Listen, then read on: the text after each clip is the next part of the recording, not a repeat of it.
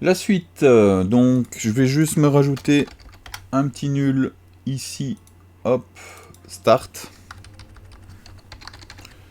Et je vais lui mettre un petit code couleur, voilà, je vais prendre en bleu. Pourquoi? Bah, ça me sera beaucoup plus facile pour m'y retrouver. Je vais partir sur le côté et on va venir se créer les fenêtres en fait. Les premières étapes pour les fenêtres. Donc un object merge, hop, que je viens mettre aussi en bleu. Comme ça me permet de savoir à quoi il est lié. Et je colle. Donc ici, je suis revenu à cette base. Je vais afficher mes points. Et donc là, actuellement, donc j'ai mes 4 points. Pardon, 4 points. J'ai mes points qui sont visibles. Donc là, il y en a 5 pour le moment, mais à changer selon la forme, etc. Soit. Donc ici, j'ai ça. Maintenant, ce qui fait que si je viens taper un petit resample, hop, ça va me permettre de rajouter des points, mais on avait vu que je pouvais casser la forme. Donc on vient cocher le resample ici. Ce qui me permet comme ça de rajouter des futures fenêtres ou portes à ma maison. Ok. Problème. Ça ici, je vais avoir besoin de mettre, provisoirement, je vais aller chercher une box. Hop, je vais devoir faire des trous dans cette géométrie. Donc là, je mets le CTP, hein, on pourrait se dire, ok, copy to point, tac, la box, etc. Et donc le problème, c'est que je vais avoir des box qui vont se mettre aussi sur les coins. Mettre une fenêtre, alors il peut y avoir des formes spéciales hein, à cet endroit-là, mais c'est pas l'optique ici. C'est-à-dire que je voudrais enlever la possibilité de mettre des points, des objets dans les coins, etc. Donc il va falloir se créer un groupe pour enlever ces fameux points. Pour ça, eh bien, je viens sélectionner un groupe après le resample, que je renomme tout de suite. Je vais l'appeler corner. Hop, corner. Voilà. Et lui, je vais désactiver le base group. Je vais le mettre dessus comme ça, vous le voyez. Je me mets en point pour sélectionner mes points.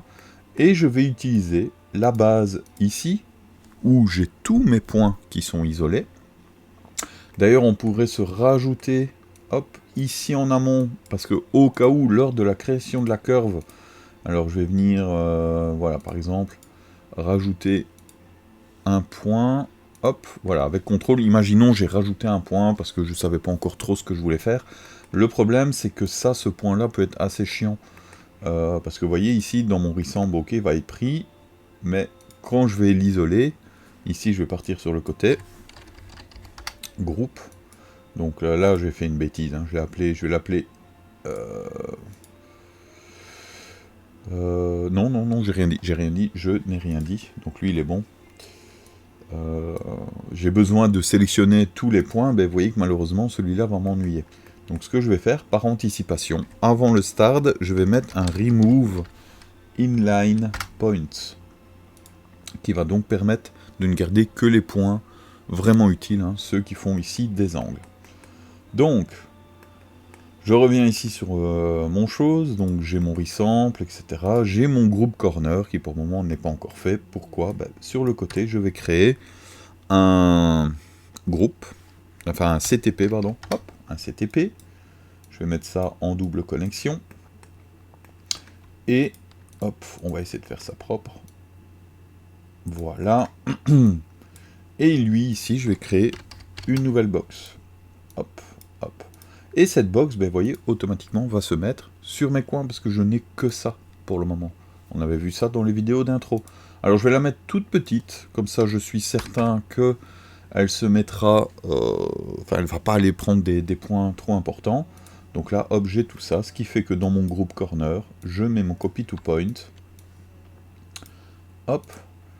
Lui ici en point, bounding box, et je lui dis d'utiliser l'objet. Et donc maintenant, vous voyez que tous mes coins sont donc maintenant isolés. Dans mon copy to point ici, je peux lui dire, t'es gentil, target point corner, et si je mets un petit exclamation, l'inverse, maintenant, tous mes points ici, eh bien, je n'aurai que des fenêtres. Alors pour le moment, on va se limiter aux fenêtres, hein. Alors, Maintenant, on voit que les deux cubes qui sont ici, hein, dans la diagonale, eux, ne sont pas bien orientés. On va donc fixer ça. On a vu dans les vidéos d'intro qu'il faudrait taper un orient along curve. Le problème, attention, cet orient along curve, selon que vous allez mettre, vous allez avoir des problèmes. Si je le mets ici, hop, vous voyez que l'interpolation n'est pas bonne. Pourquoi? Parce que l'orient along curve va calculer ça en fonction du nombre de points.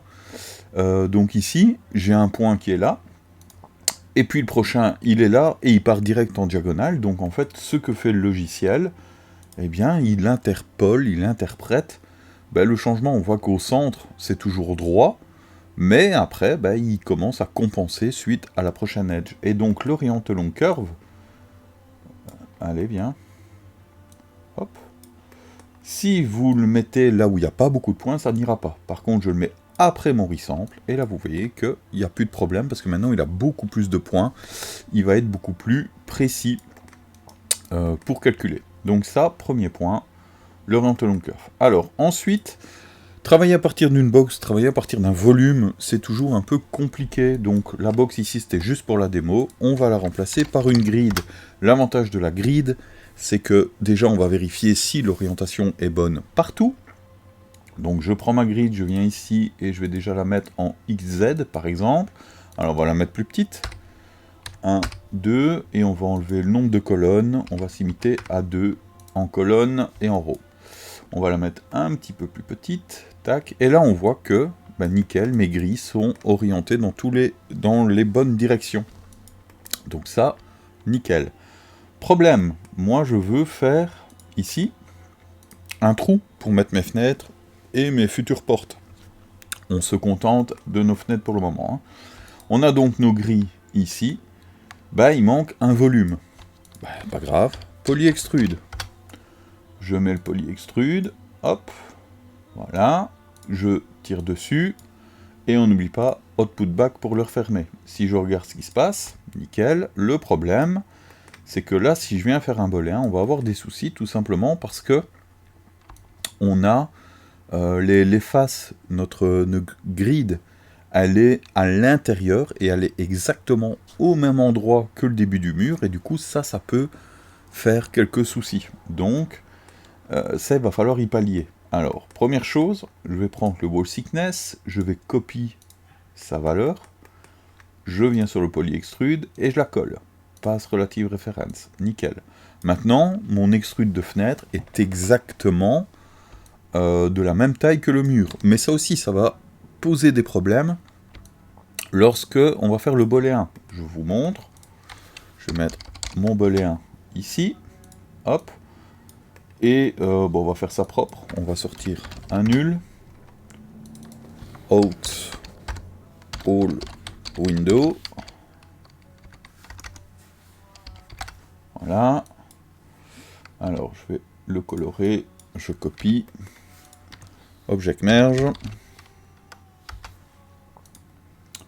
Hop. Hop. Voilà. Et si je regarde mon bolet 1, alors là, voilà.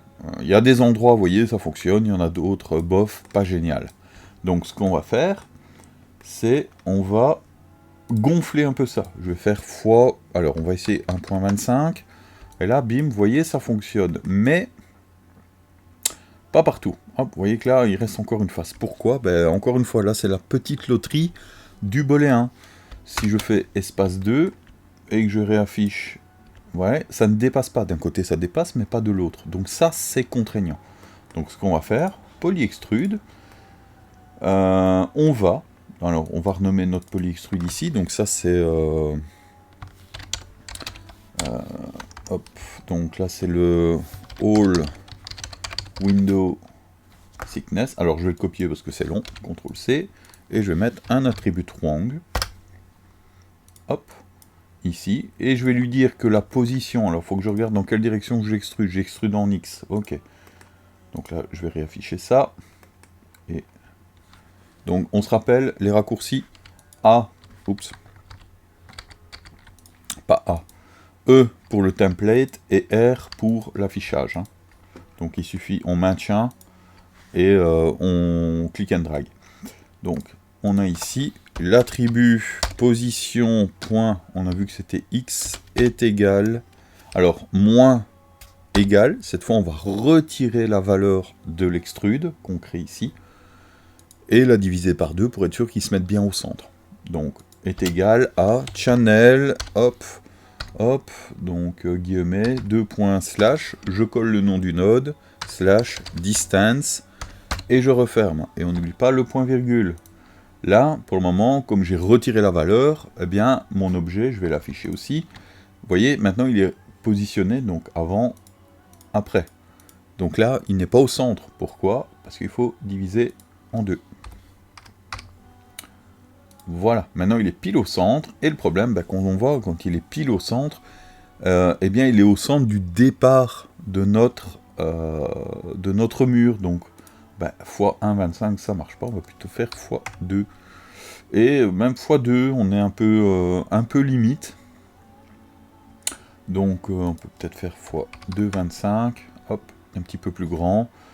Maintenant vous pouvez regarder, hein, il n'y a peut-être pas moyen, hop, si je mets, on peut essayer différentes fonctions, si je mets plus, donc là le plus, ça n'ira pas, mais si je le divise en 2, qu'est-ce que ça va donner? Non, voilà, c'est pas génial, donc on va laisser en moins. Hop, voilà. Et là, il est un peu plus grand. Hop, c'est tout ce qu'on a besoin. On a besoin qu'il soit plus grand. Hop. Du coup, regardez, si je divise en 4, qu'est-ce que ça donne? Hop, voilà. Si on le divise en 4, c'est pas mal. Hop, comme ça, il dépasse des deux côtés. Et ici, j'ai quoi comme valeur? Et je vais le laisser à 2, comme ça on a un chiffre rond, et normalement il dépasse bien des deux côtés. Donc, le All Window Thickness, je l'ai mis en x2, et ici l'attribut Wrangler, j'ai mis en divisé en 4, comme ça il se met bien au milieu. Hop, et là on n'aura plus de problème, normalement, sur notre volet 1. Ok, alors il se peut que ici votre géométrie, elle, subisse aussi des transformations pas géniales.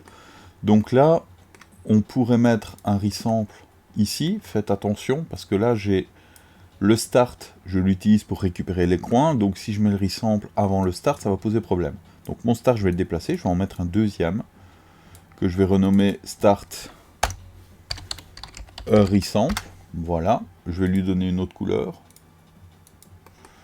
et donc ici je vais splitter, hop, là où j'ai besoin juste des corners, je garde le start, et lui, eh bien, je vais aller chercher le start resample. Hop, voilà, et je lui mets la même couleur, tac, tac. Ce qui fait que maintenant, je peux prendre mon resample et mon orientation load curve, et je vais les mettre directement, hop, après le start, entre le start et le start resample. Je vais mettre en gras aussi, et voilà. Ce qui fait que comme ça, maintenant au moins votre géométrie, alors là, c'est le bolet, hein, ça c'est pas grave, on peut venir cocher unique point, ou alors on met, c'est juste des problèmes de normal, hein, ça on peut les fixer à la toute fin. Par exemple ici je vais mettre un normal, hop, hop, hop, vous voyez que tac, ça va se remettre correctement. Alors pourquoi j'ai ça? Attendez, hein. Donc là, on a ça. C'est mon mur qui monte aussi haut? Ah oui. Ok, ça c'est tout simplement mon door thickness qui est un peu trop haut. Ça, il suffit de venir le régler, hein. Voilà. Hop. Ok, donc là, vous voyez, hop, maintenant on a tout qui fonctionne, on a nos murs, etc. Maintenant, il reste à positionner ici. Donc encore une fois, pourquoi j'ai pris une grid et puis une box? C'est tout simplement pour la suite, en fait, parce que cette grid, eh bien, je vais pouvoir l'isoler, comme elle est plate, je vais pouvoir l'isoler, l'injecter dans une courbe, et ne pas trop m'emmerder pour la suite. Prochaine vidéo.